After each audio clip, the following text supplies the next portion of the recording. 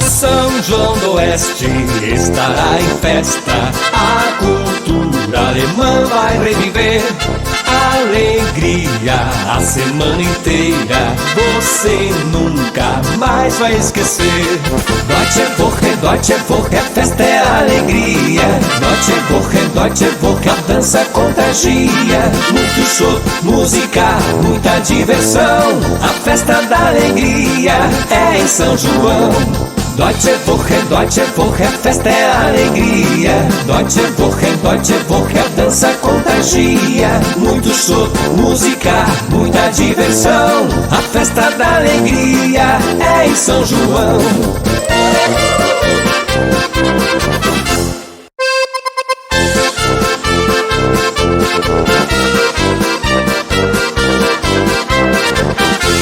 São João do Oeste estará em festa, a cultura alemã vai reviver.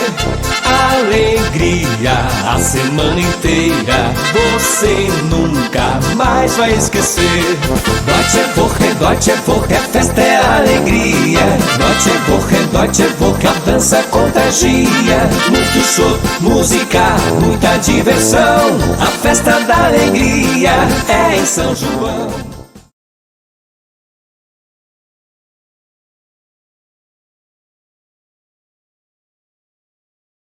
Por isso eu quero saudar a cada um e a cada uma de vocês nesta noite, de modo especial as nossas autoridades, saudar aqui o prefeito municipal, saudar o vice-prefeito, saudar os diretores, os secretários municipais, os vereadores, saudar também aqui os nossos patrocinadores desta Deutsche Woche, a FAI Faculdade, saudar o Cicobi Crédito Apiranga, grande parceiro e patrocinador da Terceira Semana Alemã, saudar o prefeito e nele saudando então o município de São João do Oeste, a prefeitura municipal pelo forte empenho e patrocínio, e o governo do estado através do Fundo Cultural, que são patrocinadores deste evento aqui em São João do Oeste.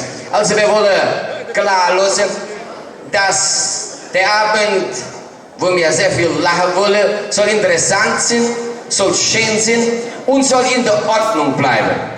Os princípios éticos e morais educativos devem prevalecer nesta noite da piada e da mentira. A finalidade deste evento é educativo e ao mesmo tempo recreativo. Por isso eu quero deixar claro para cada um dos calouros e das calouras que se apresentam nesta noite aqui, tanto mentindo como contando piadas, que nós temos que ter muito cuidado para que nós possamos continuar ano após ano realizando esse nosso concurso da piada e da mentira, que não parece ser verdade, mas olhem em volta quanto povo, quanta expectativa e sem dúvida alguma todos vamos sentir alguma dorzinha no final, aqui na altura das costelas, que etwas ein bisschen bewachsen vom Lachen, ganz bestimmt. Das ist ja wohl nur schön, die anfangen. Ich muss nur noch eben mir dann die erste hier hinrufen auf erzählen, dass das ordentlich interessant ist, wenn der Mensch Glück hat im Leben. Zum Beispiel wie ich hätte sehr Glück gehabt, wie ich klein war. Das ist aber nicht gelogen, das ist vor, aber ich jetzt erzähle. Ja. Wie ich klein war, wie ich auf die Welt gekommen bin. Es gibt kaum Kinder, die auf die Welt kommen mit dem Maul voll Zähnen. Ich hatte Zähne gehabt. Das war nicht Glück, aber Glück war das, wie der Papa die mir gerobbt hat, so der rein Loh. Und ich bin nicht gestorben dabei. Ohne Beteiligung, ohne extra Instrumente die Zähne gerobbt und dass ich nicht so die Mama beißen. Das war das erste Glück, das ich hatte. Nur, wie ich größer bin, sind ich mal in die Stadt gefahren. In die Stadt gefahren von Bildchen machen, von Dokument. Und da haben die Kerle das Bildchen gemacht. Und wie sie rausgeschnitten haben sie gesagt, na, die Nase ist aber ganz drauf gekommen. Und ich bin nicht gestorben vor Schreck. Viel Glück gehabt. Wie ich größer bin, da habe ich mal einen Tag Glitz geschleppt mit meinen 100 Kilo her. Und da sind die immer plötzlich und Stumpe gesprungen. Ich hatte das Knie zwischen den Kind und die Stumpe gehabt. Und da ist der Baum von so 30 cm dick verbrochen und mein Bein ist nichts passiert. Auch ein großes Glück gewesen. Da ist eine Zeit rumgegangen, da haben wir einen Hinkelstall gebaut. Da haben wir die Rassonsilo so mit Holz drin gehabt und dann ist die Rasson als so klebsig, kommt von die hin. Du sind nicht mal draufgegangen von der Runterscherde. Da war so ein schmaler Loch drunter, Ingang. Wie ich oben drauf war, ein bisschen geschert, auf einmal sind ich da reingefallen und zugefallen mit der Song. Buschen am Morgen habe ich 2-3 Mal gerufen, kein Mensch hat mich gehört. Ich angefangen, ohne wollte ich mich ohne rauskratzen, sind ich nicht an das Tier gekommen. Das ist übrig geblieben, da habe ich mich mal noch rausgeschafft und sind heimgegangen, haben einen Hack geholt, haben mich freigegraben. Oh, ich Glück gehabt. Kein 2 Jahre danach, habe ich so ziemlich eine neue weiße Stiefel gehabt, aber ich gar nicht daran gedacht, dass die neu wären. Sind ich an den Hinkelstall gegangen, weil da musste man so einen Motor inbauen, wo das Wasser dadurch so ein Arco getrieben hat, wo die Kamion abwäsche, wenn die reinkommen sind. Dann habe ich mein Alligat geholt, so ein schwarzes Klebband, wo das nochmal zuwickle und ein Messerchen und sind los. Da habe ich dort viel von dem elektrischen Licht abgeschnitten und ich hatte so gemerkt, ich hätte das Licht ausgemacht am Kontator. Aber wirklich gemerkt gehabt. Da habe ich den Film abgeschnitten, habe ich ihn abgeschält und habe ihn mit der Alligatwolle gerumpiert. Da hatte ich gerade auf den Boden gelegt, habe ich den Daumen so geholt, habe den Film so rumgeknickt. Und für muss meine Kollegen haben gesagt, Papa, wieso gibt alle Geburt dort an der Wand 2 so Lichter an?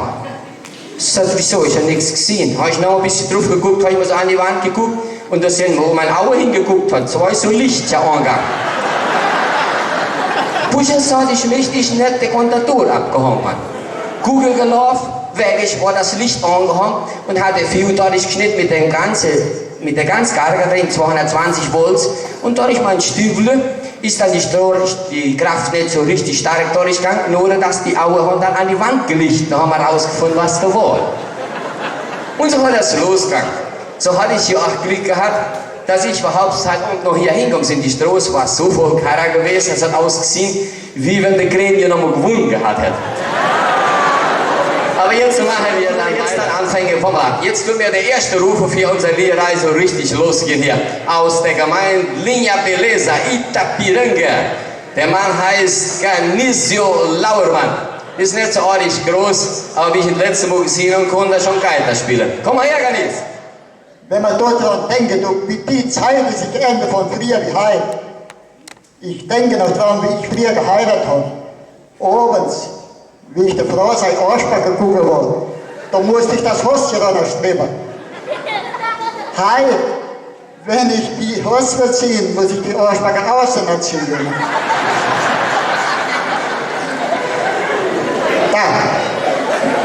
Und jetzt will ich euch aber mal erzählen, was mir vor 111 Jahren passiert ist. Das war in 1900. Jetzt in der Zeit, da hatte ich eine Frau gehabt. Die hat 280 Kilo gewogen und war 3 Meter hoch. Die Frau, die ich heute habe, das ist ja schon die 7. Die Frau, die ich heute habe, die braucht sich nie die Fingernägel abschneiden. Die ist so knicksig, die frisst die immer ab. Die ist so knicksig. Abends hat die mal im Dunkeln Feuer angebaut. Da hat sie einen Neuschachtel Phosphor gehabt. Da ist der Einhälzchen runtergefallen. Hat die Frau nicht den Rest angestreckt, für das eine zu suchen. Was erzählen von der anderen Frau? Das war so. Ich war ja der Mann gewesen, der das erste Schiff dahin, Fahrzeug, dahin in der Region hat. Und da musste ich dann mal hin zur Schwangeren fahren. Und dahin zur Schwangeren kam, mit der Dickfrau, 3 Meter lang. Und einmal ist das Schiff nicht mehr weitergegangen. Ja, was ist da? Ich mal richtig Gas gefahren, ist nicht weitergegangen, aber patiniert. Ich war rausgekrabbelt und gucke, wie ich rausgekrabbelt bin, da war da so ein großer Riesenschlange, hat er festgehalten. Da ist die schon gekommen und hat mich geschlickt.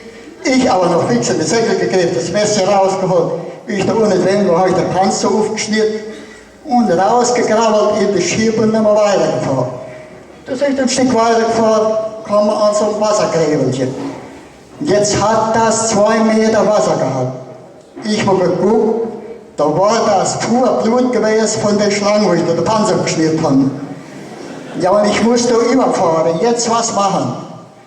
Da sage ich zu der Frau, du bist groß und dick, du krabbelst mal raus und lässt dich da über, dann gibst du mir Passagen, die ich da über kann fahren. Die Fähigkeit, die hat sich da übergelegt, ich bin übergefahren. Aber der eine Arschbacke, der war so viel dicker gewesen wie der andere. Ich bin da übergefahren, dann ist der Schiff da umgefallen ins Wasser. Und das Blut ist so dick, hat die Frau das Schiff geholt und spurlos verschwunden. Das sind 111 Jahre her. Voriges Jahr, nee, an der vergangenen Woche, da hat die Radio von Vasilij da Kammer avisiert, dass die Frau und das Schiff gefunden wird. Die Frau hat unten am Salto in Sarantier hängen und das Schiff, die steht unten in St. Domingue im Landschap hängen. Krise und so viele Leute, die hier sind, ist wirklich schön. Ich will den Bürgermeister begrüßen. Und jetzt, ich will ein Lied erzählen von Donapolis. Aber erst muss ich mal sagen, was mich passiert ist, wie ich hierher gekommen bin, wo mich in sie schreiben. Also sagen sie, wieso ist der Brand so viel leichter gibt. Und da will ich das mal der Leib alles auslegen. Ich war ja dann wirklich über 150 Kilo und war dann zu fett. Dann habe ich angefangen, gedenkt, muss leichter geben. Meine Frau hat gesagt, du kannst nicht mehr so fett sein. Die Kinder meinen sich die Mama aufgestoßen, selber strubig. Dann sagen sie, Papa, du musst ein bisschen leichter geben. Dann bin ich bei Nutritionisten gegangen. Ja, die hat mich morgens ein Beef verschrieben und 3 Brot über Mittag gut essen und abends 3 Flaschen Bier und 3 gekochte Eier. Das hat ja, da muss sicher nichts geholfen. Dann ist mein Mädchen hergekommen, in der Schule gelernt, wenn der Papa dort so 7, 8 Tage nur Suppe trinken, gibt er leichter. Dann haben wir angefangen, erst mit Mammon, der 2. Tag mit Melone, der 3. Tag Abagashi bis Schuschusuppe. Da soll ich aber ganz willig geben. Da hat die Mama gesagt, mein Gott, Papa, bis die Ohren sind willig. Wo ist das? Soll man da noch was warten von dich? Dann hat die Mama gesagt, geh du mal beim Curandero. Wenn du beim Curandero gehst, du bloß nur dran glauben, was die sagen, dass du dich helfen. Soll ich in dein Beispiel, was in Kostmann gegangen. Mein Gott, nach Mola, hat er mich der ersten Mal angehört und da hat er gesagt, hast du 2 oder 3 Millionen im Säckel? Ich sage, mein Gott, nach Mola, dann geh ich. Dann ich würde so eine Stomach machen. Nee, du musst vor richtig 3 Kilometer den Tag reiten, du musst dich eine gute Gaul kaufen.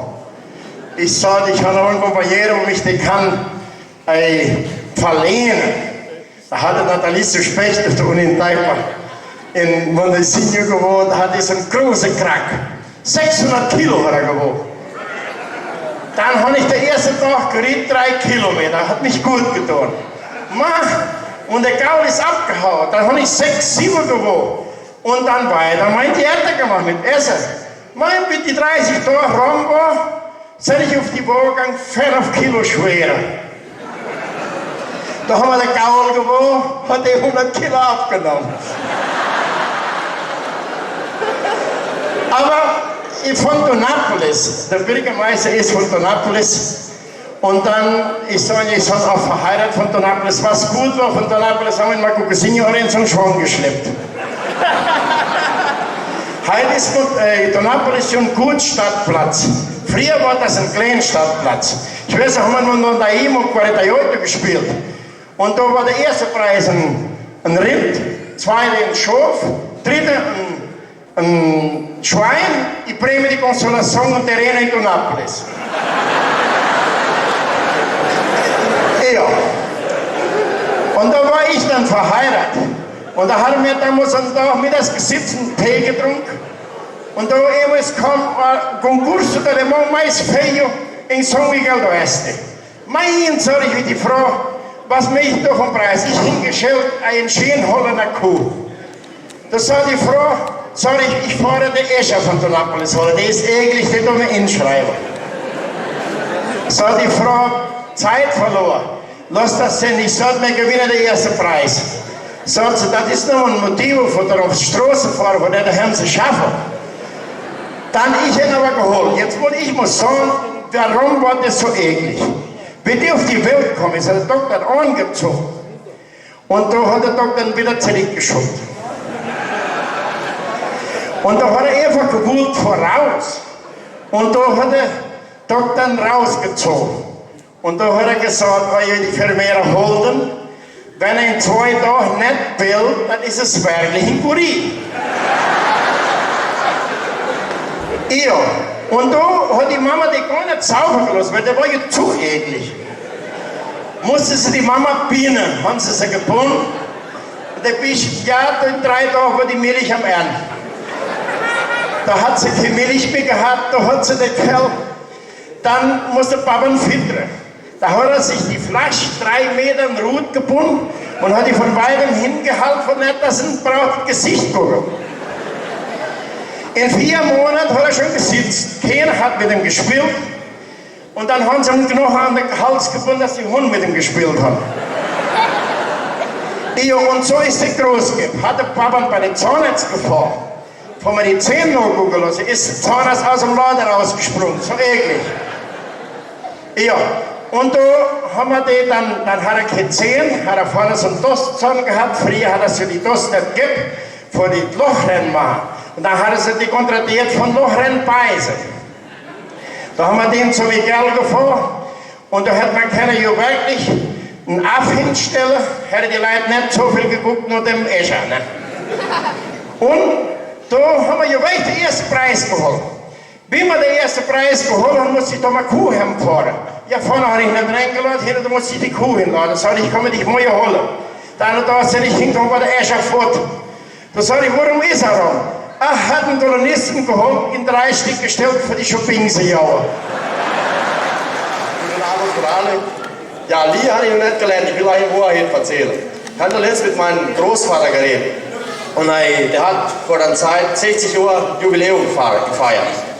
Und da hat er mir mal erzählt, wie das ist, wenn man mal alt gibt. Das sagt, die Reichseltern, wenn man mal in die 60 Jahre käme, dann hat man Silber in die Haare, Gold in die Zähne, Zucker am Blut, Steine in die Nieren, Eisen in die Knie und auch dann Blei am Spatz.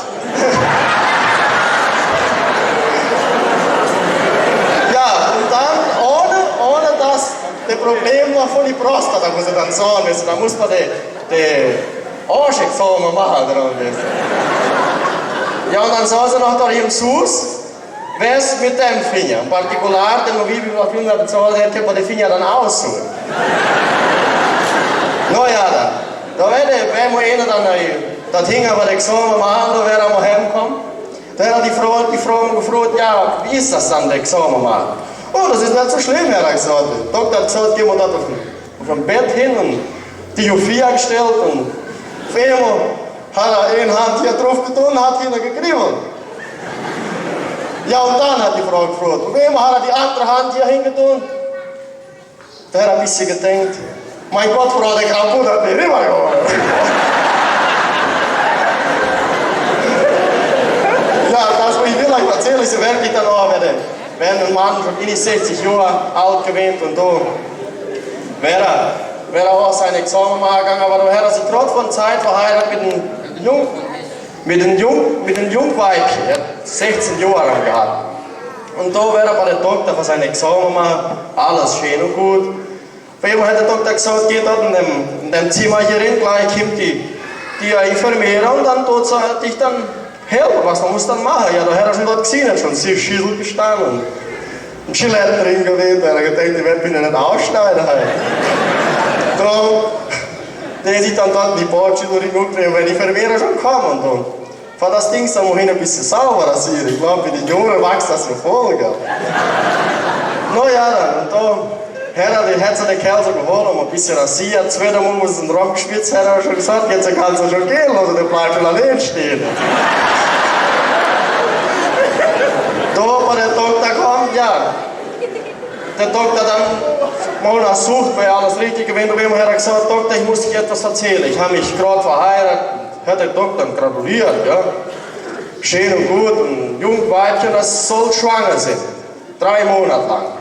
Da hat er gefragt, Doktor, ja, was denkst du dazu? Da hat der Doktor gesagt, ich sage nichts, ich will nicht bloß eine Geschichte erzählen. Also wenn man einen Mann gewinnt, immer jeden Tag jachten gegangen und nach jedem Tag seine Schuhe mitgeholt, wenn er mitgeholt, was er jachte. Und einen schönen Tag hat er sich vergriffen, statt die Schuhe mitgeholt, hat er seine Schere mitgeholt. Ja, und dann gerade an dem Tag in den Wald kommen und dann auf einmal ein Tiger vor an dem kommen. Der Schere ausgezogen, angezogen, der Tiger kaputt gelegt. Der hat gesagt, was meinst du dazu? Er hat dann zum Doktor gesagt, das ist ja nicht wahr, dann hat ein anderer gesagt. Ja, das gleiche, wenn ich zum Teil Kase, der hat gesagt. Ich möchte euch mal erzählen, wie es früher mal gegangen hat mit unseren Nachbarn. Die Leute waren fast alle arm, die hatten eine große Familie und dann war nur eine Kuh zu Hause und die ist als Motorrocker gehabt. Die hat also nicht genug Milch gehabt, viel weniger Käse, Butter oder Rahm für die Kinder zu vertun, oder die Familie. Und dann hat er noch beim so gemeint, die war sein Perbel. Sie der mal sehen, wenn sie der gut Tawagsend machen, dass der Tawag daher geht. Und dann der sie ja wirklich mal noch eine Kuh kaufen. Und so ist das passiert. Der Tawag war mächtig schön, oh das hat Geld gehabt. Säckvoll. Dann hat er gemeint, Gelber, jetzt können wir ja wirklich noch eine Kuh kaufen. Und dann haben sie sich hergekriegt, drüber so ein Gedanke, da hätte ihnen so ein mächtig gut Kuh gehabt. Aber die hätte ja Milch gehabt, das wäre ja christlich gewesen. Von gutem Preis, können das wirklich kaufen. Naja, dann hat er sein Katrinchen mitgeholt, das älteste Mädchen, die bekommen voll Geld von dem Tag. Dann sind sie los und Wintermittag, ein schöner, aufgewärmter Mittag. Dann, wie sie drüben bedanken waren, da hat das angefangen zu regnen. Ich denke, 7-mal so viel, wie es die letzte Nacht geregnet hat. Dann mussten sie dort übernachten. Einen Tag morgens haben sie dann die Kuh bezahlt mit dem Papa seine Begufel Geld. Am Strick geholt, den Berg runter, nur der Affenbach. Wie sie dort an die Affenbach hinkommen sind, hier, hochbraun, voll schaumig Wasser. Und jetzt hat das Katrinchen gemeint, Papa, was machen wir jetzt mit der Kuh? Ach, hat der Nachbar dort von die Affenbach gemeint, ja, die Kuh durchs Wasser und hier geht ewig die Gabbrick, dort ewig die Trotbrick, wie man Sohn kennt, gell? So haben sie es gemacht. Da war der Papa und das Katrinchen so auf die Hälfte von die Brick am Gehen. Yes, Papa, hat das Katrinchen gerufen, was ist denn das? So ein weißer Strom dort. Hätte doch nicht so ein dreckiger Lamberide-Kuh die Striche aufgebissen gehabt, die Milch ist all fortgelaufen. Naja, was noch machen? Sind sie dann übergegangen, wie sie die andere Seite, die Kuh dann rausgekommen wäre, da hätte es dann schon so ungefähr noch was gehabt. Aber drüben so runter am Rand von dem Bach dort, von dem Affenbach, da hätte überall so der Schaum sich gebildet, der Raum wäre schon hängen geblieben. Da runter zu es in der Ellbogen begann, da rüber zu es, wo es dicht an dem Uruguay hingeht, da wäre der Buddha schon hängen geblieben. Drüber, wo es runtergeht, am Uruguay, am Jugemang hin, oh je, die Leute haben mit Sektkäse aufgerufen. 7 Monate drauf hat noch der Buddha drum in der Hecke gehangen. Und ich weiß, ich denke, die Mehrzahl von euch waren schon draußen am Jugemang, an einem großen Wasserfall dort. Dort geht heute noch das Wasser weiß, schaumig, spritze von lauter von die Schecks seine Milch. Und wer das nicht glauben will, was ich hier erzähle, der soll heute und noch gucken gehen, weil morgen kann es rum sein. Da hat er ja nochmal gerade gehört, was der schon einmal sagt von mich. Die wissen ja dann all was von mich, weil ich ja so groß bin. Sicher doch, ich bin größer wie die Mama, aber kleiner geblieben wie der Bauer. Und dadurch sind ich richtig. Ich bin ja stärker wie die Mama, aber dann viel schwächer wie der Bauer. Und das Hauptsache ist, was ich so gebe, was ich so vorstelle, das, was ich an von vielen sind, das, was ich im Chor versprochen und im Bischof versprochen, der Papst wisst es auch schon, dass ich besser gebe sind wie der Papa. Und meine Kinder, ich habe 3 Stück, die sind auch viel besser wie ich. Und wenn das so weitergeht, was die No-Kundschaft ist, das gibt ja heute nicht mehr Pater wie Kirche drum stehen. Dann will ich euch heute erzählen, wie stark das der Bauer war. Der Bauer, wie der von Pewald gewandert gekommen ist, das gibt schon so 70 Jahre her, hat der von da in Bigong mitgebracht und ein Schiff. Der Bigong, das war so ein Fächer, so ein Bengel. Stärker wie die neue Giratoria, die der Präfekt kürzlich gekauft hat. Und die Schiff, das war so ein Kumm, die hat ja mehr Geschäft wie die Karikature, die die Präfektur hat. Und weil die Stadt nicht in Mentira hingemacht haben, und die hier hingemacht und Maschinen waren noch keine in der Zeit, dann waren die verpflichtet, sich in den Weg zu graben, weil die wollten doch bei den Schälern ins Geschäft. Am Meer war schon so langsam nur angekommen. Und dann haben die drüber losgeschlagen. Der Bauer und noch so viele Männer. Das waren die Einwanderer, die erste von Mentira. Und dann haben die da angefangen. Der Bauer hat mit seinem Begum losgegraben und die anderen Männer haben hinten dran geschäft mit einer kleinen Schiffchen, die was das heute nicht gibt. Die haben geschäft und geschert und gekratzt, so wie es gegangen. Und der Bauer, der hat losgegraben und der war schon mal so gleich so groß Eck vor. Und da hat er sein Schiff mal geholt, wo die von Pewald mitgebracht hat. Und dann hat die auch mal geschäft. Und der wollte nichts wissen. Dann ist das alles so vor Nacht gegeben schon. Und da haben von den anderen Männern schon gefehlt. Haben sie mal nachgeguckt, hat der Bauer das schon zugeschäft gehabt. Und dann haben sie die rausgegraben und sind sie alle schön mit zusammen hergegangen. Und einer da ist noch mal weiter, weil die wollte den Weg auffangen. Wie die dann da so beim Wingo von Berg waren, wo schon bald hier so Schwung ist, das hat ja so ein dicker, hoher Stück gestanden. Der war dick und ich will nicht sagen, dass er 100 Meter hoch war, aber der Bauer, der war so ein Stück größer wie ich, der hat hoch in die Höhe gezeichnet. Und dann ist das auf Grün Donnerstag gegeben. Da haben die so geplant, sie die Schiff ziehen lassen. Weil die müssen weg sind von die Ostern. Und da haben sie das angefangen. Der Bauer hat seine Begum gehabt und hat dann auf Zeit losgegraben. Und da hat er so 7, 8 Aufzeiten reingehauen. Und da hat der Baum angefangen, sich zu übergabeln, überschlagen. Das war ein Paroli und eine Yacht, wie wenn das größte Unwetter ankommen wird. Und da, wie dann sich so alles beruhigt hat schon, wie sie schon fertig gezittert hat vom langen Bahn, wo sie da ausgestanden haben. Und da haben sie gedacht, sie gehen mal gucken, wo der Baum hin ist, wo fährt. Und da kommen sie unten an die Mentira Bach hin. Da stecht der Dach mit der Wurzel beim Schneiderwalder in dem tiefen Kimmel drin. An jeder Wurzel so ein großer Dreieck dran, das hat genug Fischfleisch gegeben, von der Karfreitag von hier den ganzen Schwung.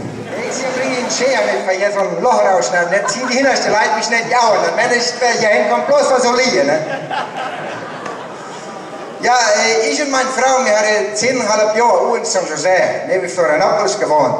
Und vor 4,5 Jahren zurück haben wir so Wissen gekriegt, dass São João das schlauste Munizip von Brasilien. Und da haben wir uns die Pläne gemacht, wir wandern ja runter. Fangen Sie mir auch schlauer geben. Und das ist wahr, weil sind wir hier hingekommen, die Kinder schon von 3 Jahren können schon Deutsch sprechen. Ne?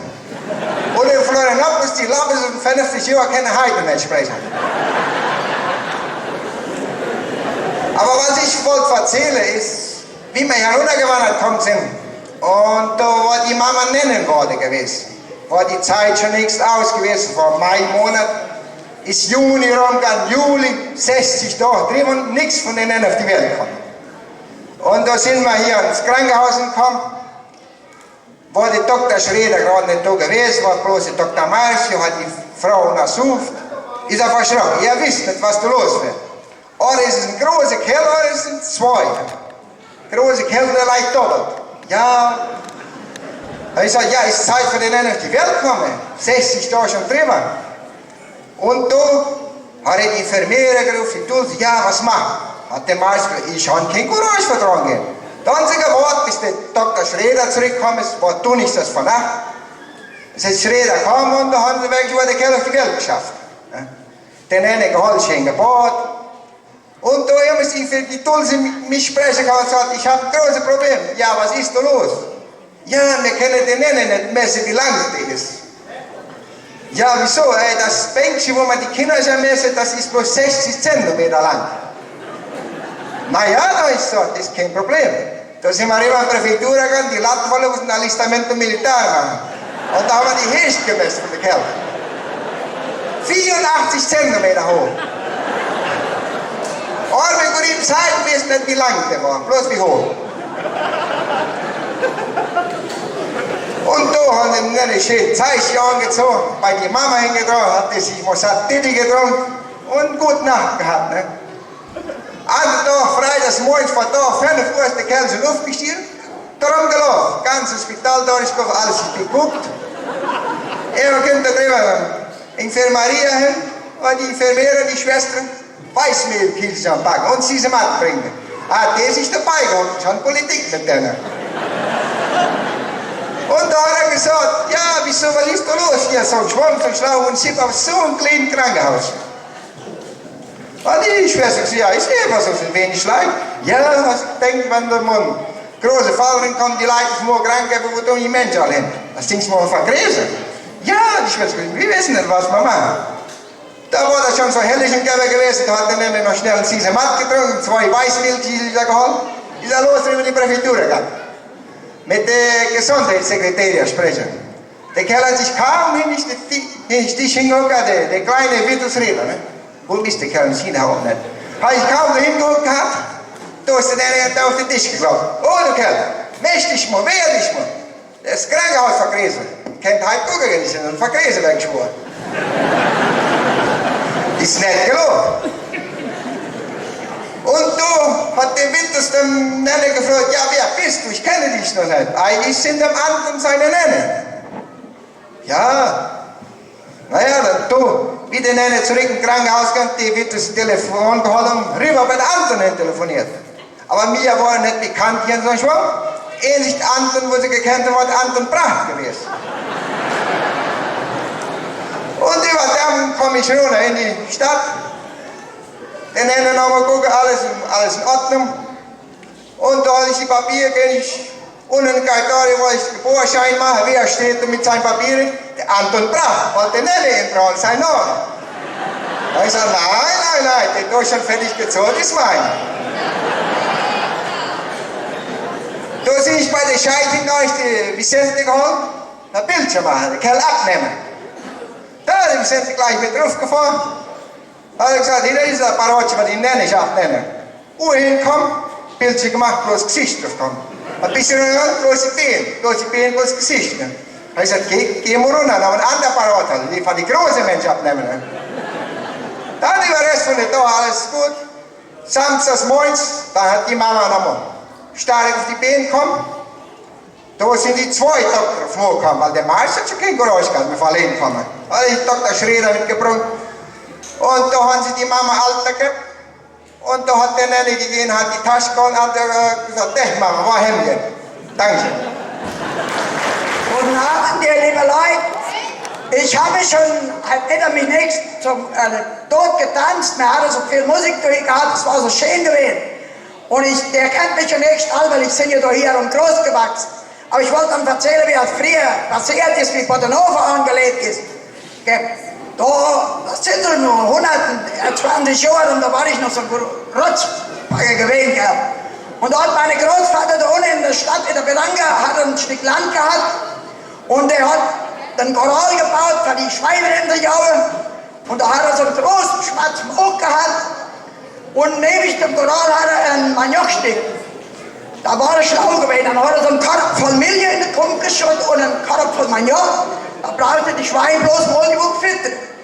Und da hat er so einen Petsch aufgehackt, dass die Sau konnte immer, die Schweine konnten an der Rio Uruguay Wasser aufgeben. In einem guten Tag kommt der Großvater hin war die große schwarze Sau verschwunden. Dann wird er noch Mole, was ist denn da zu tun? Fortbase. Alles abgesucht, nichts mehr von der Sau gefunden. Hat sie daran geholt, in mein Jagdstück. Und die dann, der Großvater aufgeregt. Und nicht auf der anderen Seite Uruguay, das hat mein Onkel gewohnt. Der Kapitänvernickler und Bärbel, die hat er ja auch gut gekannt. Weil die waren ja auch oft hier in so Schwang gewesen. Und da hat der eine Mittag hat die zwei da zum Schatten geholt und haben Musik gemacht und Tee getrunken und Lied erzählt und alles. Immer hat der Onkel gesagt, was macht ihr immer so spaßig? Was hat das immer da gemacht? Ein Gott, der Moment, das wäre ein Vulkan kommt raus, du warst am Boden, so ein spaßiger Ton. Irgendwo hebt sich zu der Boden, kommt die Sau da raus, die hat sich unten um Uruguay und mein Job war so dadurch gefressen und die war draußen gewesen und wie sie drüben auf der Seite rausgekommen ist, da hat sie schon einen Tropf Junge, 12 Stück, eins schäler wie das andere. Guten Abend für euch alle, noch viel Glück dabei. Jetzt habe ich mein Späßchen schon so halber vergessen mit dem Lachen. Die Jahre, wenn man dann nie erzählt hat, wenn man Schläge kriegt, heute kriegt man ein bisschen Prämie, das ist schon besser. Da sind nicht Turkpflanzen gegangen, ich und André Kirch, der Labor. Und da haben wir 5.000 Turk mittags gepflanzt. Andere Tag morgens wollen die dann abgiften gehen. Und da wurde der Turk alle abgefressen von den Rauben. Und die wären kein Stückchen mehr gestanden. Da haben wir ein Stück abgegiftet, da haben wir geblieben, wir gehen dann noch vor mit der Lohpflanze, mit der Pflanzmaschine dann nochmal. Da sind wir Pflanzen gegangen und ich habe die Pflanzen, die hat drin geschmissen, die Reihe im Erdengang. Da war der Turk noch alle vom Buckel gelegt. Ja, die Rauben waren doch alle kaputt gewesen, haben immer geguckt, was so passiert sind. Da haben wir noch geguckt, hat in die Pflanzmaschine 3 Rauben geguckt, wie die Pflanze runtergefallen ist, hat die schon abgefressen.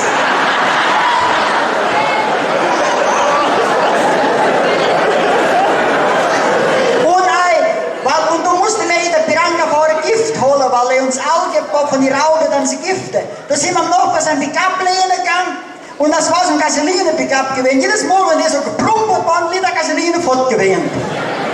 Da sind wir losgefahren, ein Stück rüber, dann haben wir Zeit gehabt, weil wir dann wollten plus die Gift kaufen. Einmal ist was am der Kokosbaum, der Palmenbaum so mehr, die Beeren runtergefallen kommen. Haben wir gedacht, du musst ein Tierchen drauf gucken.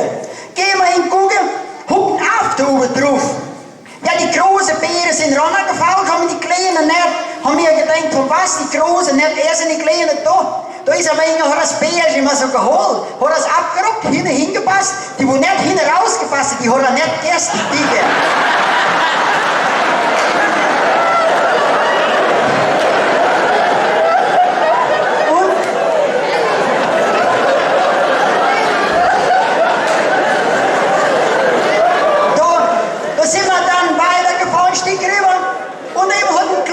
Geschreit und der Kurier immer geklopft. Haben wir gedacht, das wäre ein Schlang. Und dann hat der Kurier geguckt, wie wir hingeguckt haben, hat dann gleich gesagt, guck mal dort. Hat er dem Club die 12 Pipchen kaputt geschlagen gehabt. Haben wir den Kurier gefragt, von was die armen Pipchen alle kaputt geschlagen. Ja, hat er gesagt, die wäre ja doch verhungert, weil die Club hat ja keinen Strich, die Kinder nicht dran sagen. Und da sind wir dann losgefahren mit der Piranha, da war schon bald Zeit gegeben. Ohne Santa Fe, der Berg runter, bis sie gegangen sind, gefahren sind, mit dem alten Pickup, haben die Polizei gehupt. 2 Polizei mit Schnelles uns angehauen, musste man nebenfahren. Ja, der Pickup war ja mega kaputt, wie ganz. Da haben sie gesagt, ihr müsst jetzt da bleiben. Nee, haben wir gesagt, wir wären arme Kolonisten, wir wollen Gift haben vor der Piranha. Haben sie gesagt, dann fort weiter. Aber halt oben haben sie es, kommt er hier durch und müsste Pickup gemacht haben. Sie haben da mal festholen. Sind wir weitergefahren, wie wir aber wollen anfahren, ist der Pickup uns schon nicht mehr angegangen. Da musste man die 2 Polizei holen von der Schuppe. Und das war ein bisschen fertig runtergegangen, aber der Pickup, der ist schwer gegangen. Haben die Spitze erst gedrückt, bis sie festgekippt, haben uns aber angeschoben. Da neben in die Stadt gekommen sind, hat noch ein Polizei gestanden. Hauen uns auch wieder nochmal an. Ja, haben wir gesagt, die Polizei hat uns schon angegangen, wir wollen die Pickup machen lassen. Da hat er gesagt, nee, dann könnt ihr weiterfahren. Und wie wir wollen weiterfahren, kommen Mottos, ein Auto, den bei Deutsche, der Berg war angehört. Der Mann drauf guckt, ein Kurier auf die Schoß, die Frau an Tasche anhängen, drauf, auch dabei drauf guckt und noch jeder Arm im Kurier. Kein Kapazität aufgehabt, noch Zehenschlappe angehabt. Und der Polizist in seiner Bittung gepifft, Handkobran am Weg gesprungen, wollte sie anhalten. Da hat der Kerl von die Mathe gesagt, nee, Polizist, siehst nicht, die Mathe ist voll, ist kein Aron, aber von dich ist er weiter.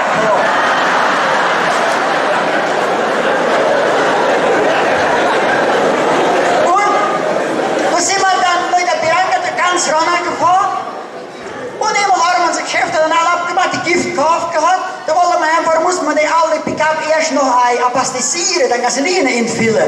Da sind wir dort unseren Post hingefahren. Ja, da ist bloß 80 Liter Ring, dann habe ich ihn so Länder brummen gelassen, schon bange, die gehen nachher nicht mehr an. Und da hat er gebrummt und hat die Kerl schon 100 Liter Ring getrunken gehabt und der Tank war nicht voll. Ich sag, das kann ja nicht. Einmal hat er gesagt, Mann, geh mach du nicht mehr aus. Hat die fixe kastiert, wie die ihn gefilmt hat. Da sind wir dann heimgefahren, wie wir dann los? Ja, da war es Nacht und haben wir vergessen, den Pickup machen lassen. Ach, haben wir gebläht, die Polizei auf der Berg, die sind schon lange heim, die sind nicht mehr dort. Sind wir auf den Berg hingekommen, der Santa Fe dort so ruf, hucke die Polizei neben dem Weg, Putte nach Mole. Und da haben wir gedacht, die halten sich sicher an. Oh je, von weit an haben sie sich an, aber wir sollen langs fahren, weil die wollen es nicht nochmal anschuben. Dankeschön. Guten Abend. Naja, der hat gesagt, ich wäre Kommunist und Städter. Dann sind ich in armen Städtern reiche Kommunist. Ich hatte da oben vom Berg. Ganz nie Wald und Plantagereihe. Die da sind ich mal da hingefahren, Familie sehende. Wie ich dorthin bin, da war da so 150 Apfel in der Milch stehen. Der Leute nach mal. Die haben gebrochen, die anderen haben die Säckring gereft, die anderen haben die Schobberling getragen. Das hat gang und gang und gang.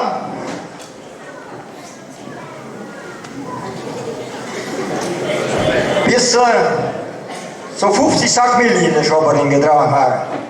Auf einmal war die Säcke allgewein. Da wussten sie nicht, was sie sollten machen. Da sind sie mal noch in die Schobber gegangen und haben eine große Bahn dort geholt. Ich habe so 100 Roberbahn da stehen, da gehen auch noch so 25 Sack Milch rein. Da haben sie die geholt und haben auch noch voll gereft.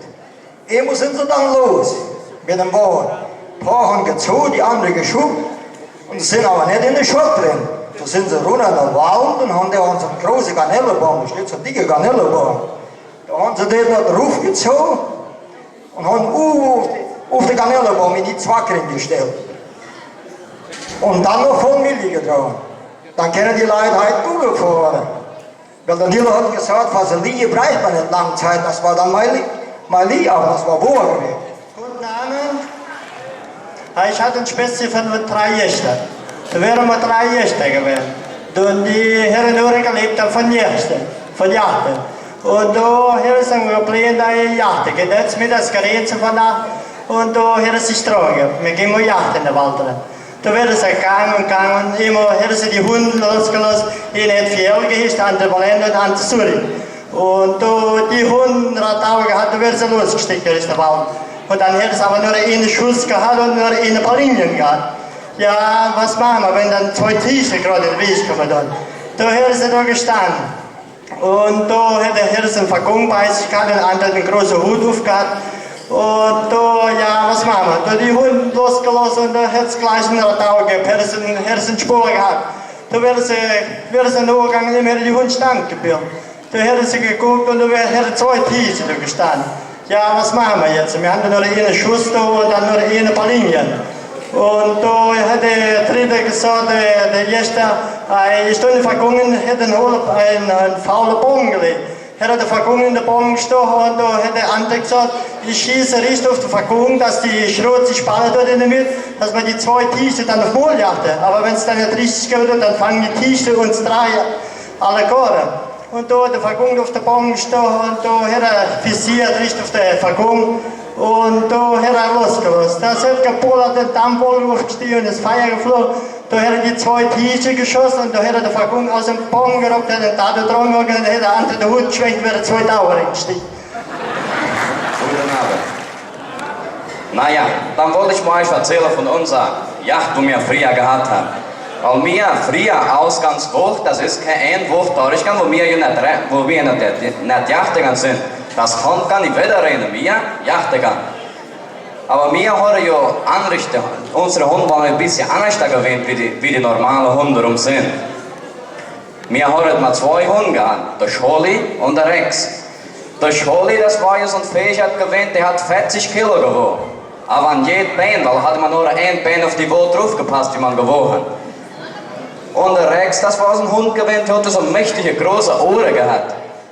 Und da, wenn der sich so ein Ohr abgeschüttelt hat, war man über dran nass gewöhnt. Weil die waren so immer oft nass gewöhnt, weil die waren immer am Wasser gewöhnt, Lambarie jachten. Und da sind wir bei uns daheim, mal gucken, ein Lambarie noch. Da ist unten in Salto de Jukuman, hier hat der Lambarie noch gekriegt. Bis dorthin wäre er nicht im Wasser noch. Und von Zeige ist ein alter Mensch, der hat neben dem Bach gehuckt, wäre Fum am Schneider gewesen, da hat er gesehen, hat der Hund sich so rumgeschmissen und hat nur das Wasser geflatscht und hat der Lambarie gehabt. Aber doch wieder der Lambarie hat er noch gefressen, wäre schon andere noch. Und auf einmal da haben sie mich moligiert, haben sie gesagt, ob ich nicht einen Hund verloren hätte. Ich habe nicht gesagt, ich will den Hund. Ich trieb in Rio de Janeiro an Meer, wer rauskam. Da sind ich in Mahole gegangen. Naja, da habe ich den Hund geholt, da sind ich und der Michel jachten gegangen. Da Ausgangswoche, wir jachten gegangen, da waren wir so 50 Meter umgewehnt in Bergstadt Magoga Wald drin. Da einmal hat es schon darum geknallt. Haben die Hunde schon gebellt. Und da einmal haben wir gedacht, mein Gott, was schreit da? Wir haben dich da gegangen, war dann Quadi gewesen. Hat der eine Hund schon Quadi von Bogelei gehabt? Ja, war nur ein Hund gewesen. Da einmal kommt hier mal der andere Hund, der jolt noch darum. Und da einmal kommt flieht so ein Baum neben, dann kommt noch ein Quadi angejagt. Der Michel holt sein Gewehr, schießt dem Quadi in den Kopf, hat schon 2 Quadi das gelegt. Da haben wir gedacht, oh ja, das wird nichts bald schägen mit unserer Jagd. Nee, ihr wollt aber noch mehr haben. Wir hängen, sind wir mal Hasenjagd gegangen. Haben uns abgemacht, du gehst an die Drille und ich in die Drille. Der Michel mit seins Berambuko wegen ein Drille und ich mit den anderen 2 Hunden die andere Drille noch. Naja, da sind wir dann mal gegangen. Und da einmal war es schon so Nacht am Geber gewesen. Ich ankomme hier eine Hand, habe ich ein Haus gehabt, eine andere Hand ein Haus und hier über die Schelle habe ich noch so ein großes Wasserhingel gehabt. Und da einmal der Michel eine andere Drille ankommt, ja, hat er nichts gehabt. Da habe ich dann gefragt, ja Michel, hast du nichts gekriegt? Ja, hat er gemeint, ich habe noch kein Haus angetroffen. Und da habe ich gesagt, ja, wenn nichts mitbringen, hast du da nichts gefunden? Nee, hat er gemeint, ich hätte keine Quadi schießen. Taufe hätte ich keine schießen. Oh jeder wisst, Haufe wild bei mich da ist, aber von Hase nichts, hat er gemeint. Ja, habe ich gesagt, du Mule, für was hast du dann kein Quadi geschossen? Ja, wir haben aber doch abgemacht, mit der heute Hasenjagd gehen. Und da, was hat es mich aber geschickt gehabt? Ich hing an die Hunde, dem Kerl noch gejagt, dem Michel, und haben abgemacht, mit so einem Tier gehe ich ja nie mehr jachten. Lilo, guckst dich nie im Spiegel.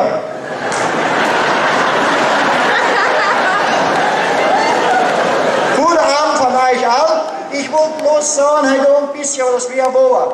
Die Jahre haben sie mich mal gefragt, tust du dich was lembrieren von deinen Jungen? Ich sage, ich weiß bloß, wie ich mit dem Papa in mich baden gegangen sind und mit der Mama rausgegangen sind. Dann hat er mir ja die Jahre, der Papa sich immer gefreut, was ein Erbteil wurde von der Mama gekriegt. Da hat er einen Kombi gehabt und da hat die Mama den Erbteil gekriegt, hat er sich ein Korsell gehandelt. Nachher ist der auf die Ewigkeit gegangen. Endlich der Erbteil, wo der Papa uns gelassen hat, Schulden und der Fiat Premium. Ja, Leute, was wollten wir machen? Mussten wir den Fiat gut benutzen, weil das war unser Erbteil. Dann sind wir losgegangen. Was da vorgekommen ist, haben wir gefahren und Fracht gefahren. Dann haben wir viel Vieh gehabt, wenig Futter. Sind wir hingegangen, haben wir einen Jock gekauft. Und dann haben ich und der Renisse Willer sind mit ihm im Karol gefahren. Ochs hatten wir wenig. Haben wir mal einen Jock reingeladen, haben gefahren. Um die Wolde mit Primärruf, die haben wir noch dabei bremsen, wenn der hat zu schnell gesprungen. Und da haben wir mit dem Jock gewogen, wir haben den gekauft gehabt. Gewogen hat 600 Kilo Majok und noch zu zweit gehuckt. Da haben wir Jock weiter, ja, wir hatten kein Motor gehabt. Was uns übrig geblieben. Haben wir die Karre hingestellt, weil doch die Pneu gerecht waren. Haben wir die Pneu regapieren gelassen, haben wir die Karre hingestellt mit dem Stepp, Riemen drauf, geschrot und Milch abgemacht damit. Dann haben wir noch dabei gewalzt. Aber dann nachher sind die Pinel gekommen, dann sind wir Walse gegangen damit. Die hat das die Jahre, die früher die große Walse gehabt, wo die Ochsen so rundgelaufen sind. Dann haben wir die Karre hingestellt, ja, wir waren zu zweit. Einer musste innen stehen, einer musste die Brie weg und die Bagage. Was machen wir jetzt? Wir hingegangen, die Karre rumgelenkt, die Lenk festgebunden, Backstein auf das Accelerator gelegt, raus angemacht, Premiere gemacht, fortfahren gegangen, rausgegangen, haben wir gewalzt. Ist dir nichts für rund gelaufen, da brauchst du nur rund fahren. Haben wir gewalzt. Immer bum, bum, hat das gemacht. Die Zuckerstange war so mächtig, die sticht der Bruder 2 Stück auf Morgen. Nee, Jungs, sag ich, Karre getan. Geguckt, sag ich, die Kerle haben uns angeschissen. Bin ich auch Peter gelassen, Karre da gestanden, gebraucht, gejuckt, geguckt, ist der Pinel in der Regabage runtergesprungen. Ja, Mann, haben wir da gestanden. Ich sag, hol mir ein paar Rappen da. Haben wir ein paar Rappen geholt, haben wir lang streng gestanden. Kein Wert mehr. Hat's nicht mehr gepackt anziehen. Ich sag, wir tun die Kochen morgen früh, holen wir am Nachbar seinen Ochsen, ziehen wir die Walz an oder 2 gespannen und tun einen Gau dran spannen. Dann sind wir die Schmier gekocht und immer abends ist da so ein mächtig Wetter gekommen. Da ist der Nordwind gekommen, das hat gegen alle Gebäude getan. Na, morgens kommen wir hin, wollen die Walzwäsche losziehen. Interessant, war die Walz zuckertorig gewesen. Haben wir geguckt, was war da? War da so ein starker Nordwind gewesen, hat er die Stange rumgeschubst, zuckertorig gegangen. Und da haben wir dann weiter unsere Profession was geschickt. Weißt du was? Da war die Karre noch im Bodegiert gewesen, um Brasilien-Bank.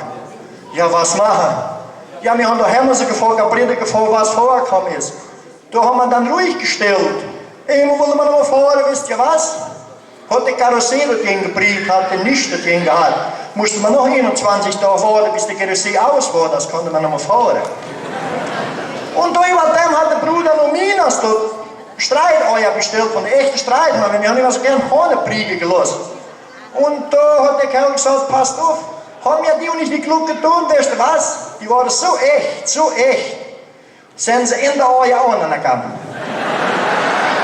Und da musste man hingehen, 12 Kluge holen. Haben wir 12 Eier gesetzt und ich jeder Klug in, Britzarsch. Dann habe ich die Karre ruhig gestanden, ich habe hin und auf. Und da habe ich einen Klug dort reingesetzt. Da reingesetzt, habe ich die benutzt. Da hat er nochmal ruhig gestanden, immer musste mir wieder nicht selber so eine Tourgrenze fahren. Die Klugen waren geblieben, mir eine Tourgrenze Plantage gefahren los. Da haben wir die Tourexpress heimgefahren bei der Kulolo Teves. Da habe ich gedacht, im Schnauze noch ein paar Horne, so große Horne gewesen. Horne geholt, hinten reingetan. Ich war da am Sand immer, kam den Horn aus dem Fenster rausgeflogen. Und im Fenster unten geschissen. Na, der Teves gesagt, wo kommt der Horn her? Hat er nicht mit angerannt, ist er hin am Auto verlangt gerufen, raus, Kinderjäger. Ich sagte, huck das nächste Mal größer rennen. Und da ist der Berwang am Samstag wieder angekommen. Unser ähnliches Erbteil, wo wir hatten, wollte dann mitholen. Ja, der Bruder hat gesagt, kannst du ruhig mitholen? Oder wollt ihr den Horn? Nö, was gilt da? Ja, der Check kann noch gut wissen, weil der war ganz verlehnt gewesen. Wir haben seinen Schwung gefahren und immer noch beim Check in die Officina rennt. Und immer dann in die Officina gleich. Und da hat der Check gesagt, wenn die 1 Million kriegen, ist er gut bezahlt. Puta merda. Kommt nicht der Bank Brasil hin, bietet uns 4 bis 700. War der Wert gewesen. Nee, da haben wir mitgegeben. Überall, wo der Peter Berner allein gefahren ist, hat er positioniert und Dinge an den Kopf ausgehauen. Haben die Leute gefragt, wieso? Hat er die Augen gekämmt? Nee, ich sag, er hat den Geruch hier nicht ausgehauen oder den Kopf aus dem Laden gehauen und hat einen Schneider gesucht. Und da hat der in der Leilung gegangen, habe ich an den Weg geguckt, wer hat den kaufen tut. Na, ich muss in den Keller so drumherum gehen und hin und her gehen und drumherum gehen. Mich die hin und her auf, springen da so hin. Na, guck ich, hat die Klugen gepickt. Haha, der Bruder gesagt, dort ist unser Klug, hat der Britzarschner da hingeholt, wo ein Brie gewinnt, wo ich da reingestellt habe. Dankeschön. Genormt, liebe Leute. Das war ein bisschen zu schwach. Genormt. Oh ja, das ist schön so. Naja, Leute, da hier sagen sie, dass das nur gelogen wäre. Aber wirklich wohl. Liebe, das ist alles mit Kunst. Aber ich will euch hier mal ein bisschen Wahrheit erzählen, gell? Früher, dort wo wir gewohnt haben, in die alten Kolonien, da waren Schneis gewesen und Linien, die hat Kuhschwanz begonnen geheißen, gell? Und das haben nur fleißige Kolonisten gewohnt hier. Da war der Nannes, da war der Alfred, der Fritz. Ich weiß gar nicht mehr richtig, wie die Leute all geheißen haben. All waren sehr fleißig. Der Nannes war ein sehr exakter Kolonist, so exakt, dass er bekannt war als der Schleppgroßkönig. Naja, der Alfred, der hat dann mächtig viel Schwein gezogen. Und die Schweine sind groß geworden. Und andere haben Obst gepflanzt, die anderen haben Tabak gepflanzt, Bohnen und von allem, gell. Naja, dann, viele haben dann auch Bienen gezogen. Und einer von den Kolonisten, ich glaube, es war der Fritz gewesen, der hat so einen großen Sau gehabt. Jedes Jahr hat sie immer 2, 3 oder 4 Mal, 6 Mal als gejungschelt. Ne?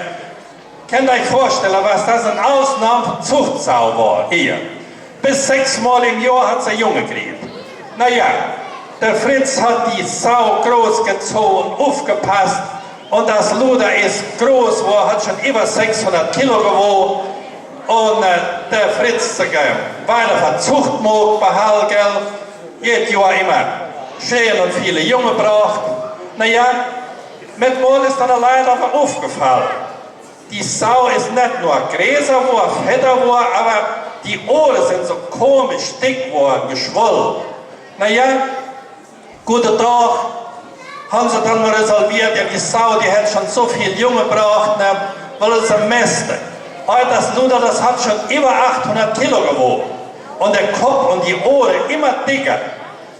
Bis sie mit Mal, die Sau dann geschlacht haben sie nur gesehen, in jedem Ohr ein starker Bienenschwarm. Das war eine nice Sort Biene gewesen. Die sind heute noch bekannt als die Seiohrenbiene, gell? Wie das Luder dann gestochen war, haben sie mal nur gesehen, in jedem Ohr 2 Blecher Honig. Könnt ihr euch mal vorstellen. Das sind die, nicht vergessen den Namen, die Seiohrenbiene. Naja, und die Leute haben dann aber Biene gezogen. Ein anderer Nachbar, der Alfred, der hat dann sich auch von die nice Biene angeschafft. Und die Biene, zuerst hat er nur so 5 oder 6 Bienenstecken gehabt, aber die Seiohrenbiene war eine Kaste, der hat als bis 8 Schwärme in jedem Jahr gehen gelassen. Und für jede Schwarmlein ist für so 200 Meter die Sonne verschwunden. So stark waren die Bienenschwärme. Und die haben Honig gemacht. Die Kolonisten sind reich geworden. Von lauter Honig, von den nice Bienen, die Seiohrenbiene. Und aber der größte Bienenkönig war ja mein Großvater gewesen. Der hat sich auch von dieser Biene angeschafft. Der hat so viel Bienenstecken gehabt, ja leid. Wenn er hätte sollen die Bienenstecken zählen, hätte er mir so 100 Jahre alt werden und hätte sie nicht alle gezählt gekriegt. So viel Bienenstecken hat er gehabt. Aber die Biene war auch mächtig fleißig. Wenn uns, ist er immer da, ich habe alles noch gesehen. Wenn ein Bienchen gefehlt hat, das hat der Großvater sofort gemerkt. Und ist ein Bienchen nun, hat es mit zurückgebracht in den Bienenkasten. Das ist wirklich wahr. Das in die Kuhschwanz begonnen, in die alte Kolonie, kann ich die Leute testimonieren. Das ist wahr. Nice Biene, Seiohrenbiene.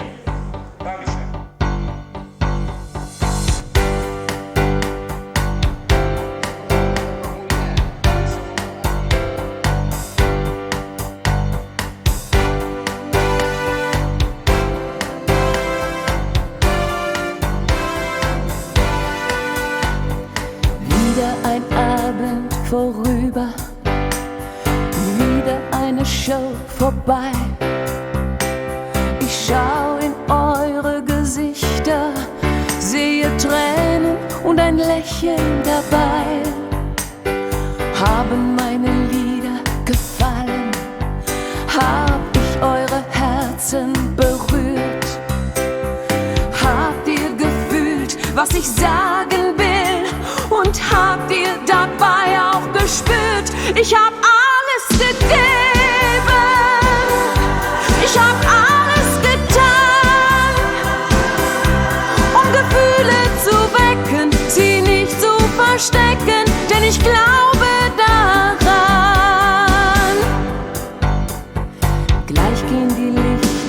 aus.